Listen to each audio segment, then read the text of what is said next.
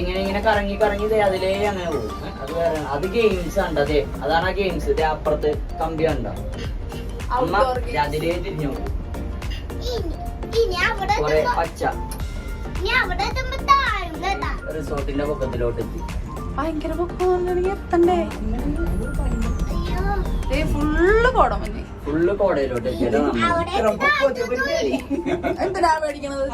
കോടമഞ്ഞാൻ സമയത്തൊക്കെ ഫുള്ളു. ഇതൊക്കെയാണ് game station. താഴത്തൊക്കെ കാണുന്നത് കണ്ടാ.